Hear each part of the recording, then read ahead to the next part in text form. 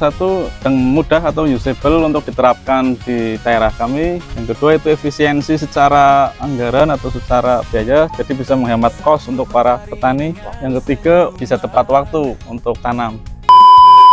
Kita penjaga napas kehidupan.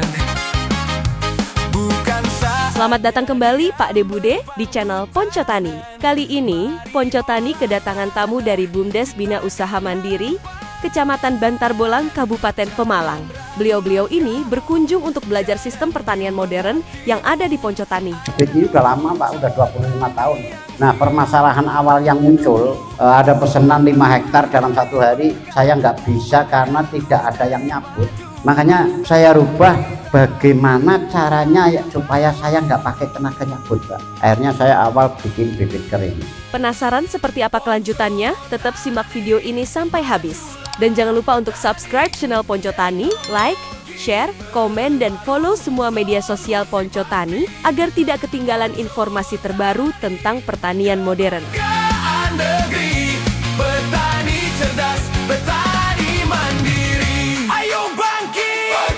Saya Direktur BUMDes Bina Usaha Mandiri Desa Banjarsari, Kecamatan Bantar Bolang.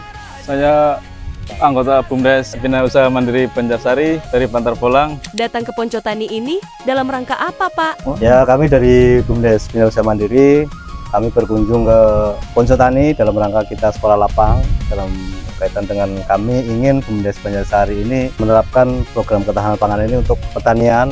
Maka dalam hal ini kami lebih cenderung ke penyemaian padi, kemudian sampai ke penanaman dari yang biasa lahan basah ke kering. Makanya di Ponco Tani ini kami harapkan dapat ilmu yang akan kami praktikkan di BUMDes kami. Apa sih yang membuat Bapak tertarik datang ke Ponco Tani? Pertama karena kita lihat di IG atau di media sosialnya itu banyak sekali yang antusias, animonya itu besar. Terus yang kedua ternyata banyak testimoni atau review-review dari yang sudah memakai itu puas dengan kinerja Ponco Tani. Kalau boleh tahu, sistem pembibitan padi di daerah Bapak itu seperti apa? Bibitnya bibit basah, Pak, bibit manual, jadi kami sistem bar, kemudian kami juga tanam juga secara manual.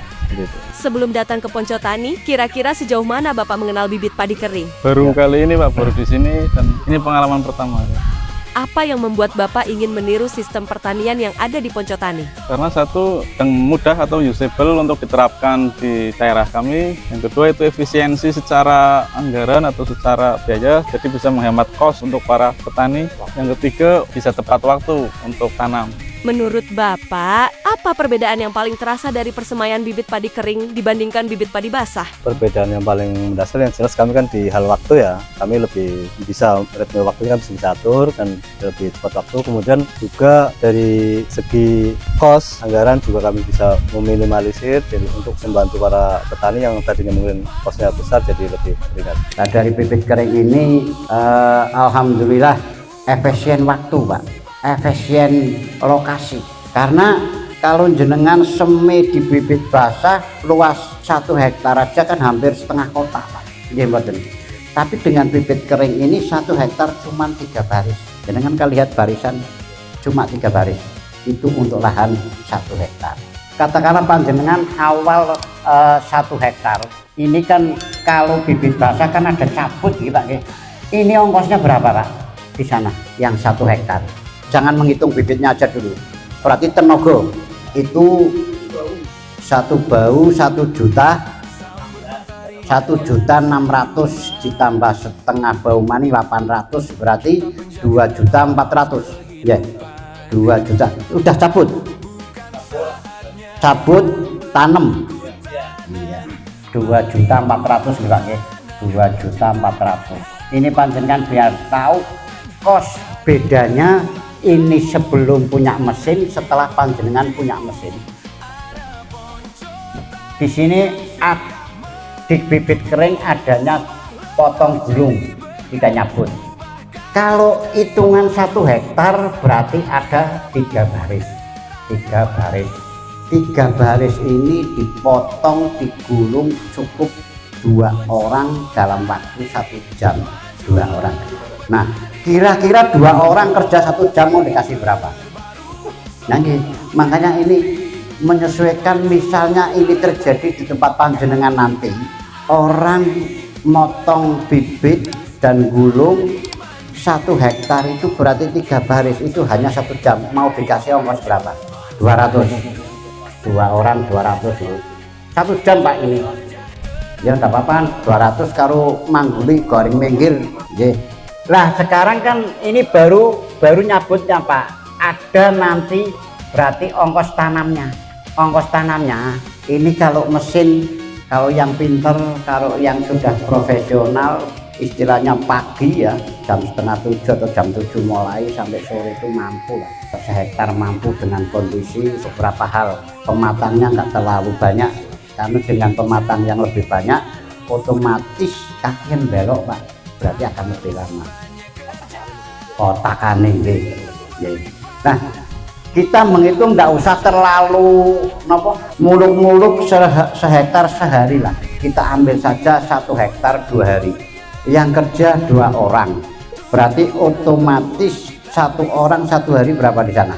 120 kali ya katakanlah 150 lah.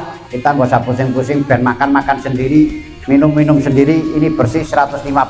Berarti kan 3 orang 300 kali 2 hari berarti 600. Jadi biaya untuk tanamnya itu 600. Nah, total untuk tenaga 1 hektar itu 800.000. Ini tenaga tanam, tenaga bibit, terus tenaga musungi ini 800. Ini sudah jadi tanaman. Sebahu setengah nih, sebahu setengah. Lah, berarti kan lumayan ini diambil 800 Pak. Nih, katakanlah masih 1 juta selisihnya Pak. Hektar kita ngitung hektar. Ini selisih antaranya bibit basah dengan tenaga orang, bibit kering dengan tenaga mesin.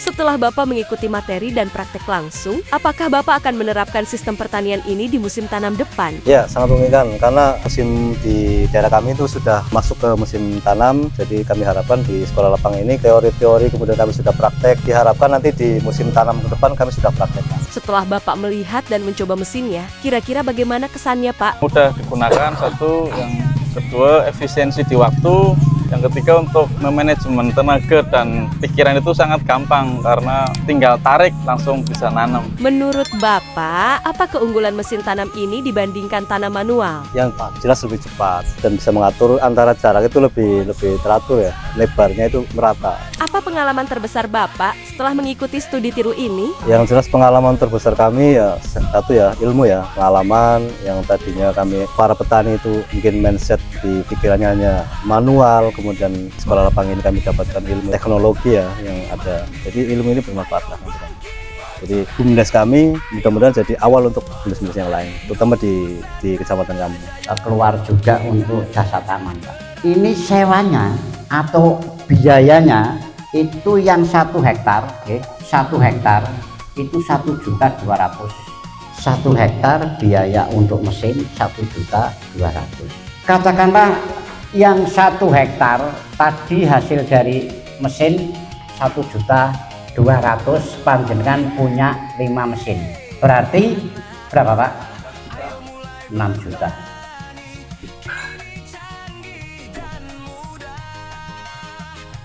6 juta ini panjenengan ditempuh dalam waktu 2 hari. Berarti 1 harinya 1 hari 3 juta Pak. Di tempat jenengan musim tanam berapa hari? Awet mulai panen, nandur sampai nutup tandur berapa hari? 1,5 bulan. Terus kita hitung efektifnya saja 1 bulan kerja penuh. Berarti kan otomatis dengan 5 mesin kali 30 berarti muncul ada 90 juta. Ini kan bisa dibilang kalau dihitung kan ini sewa mesin Pak, bersih.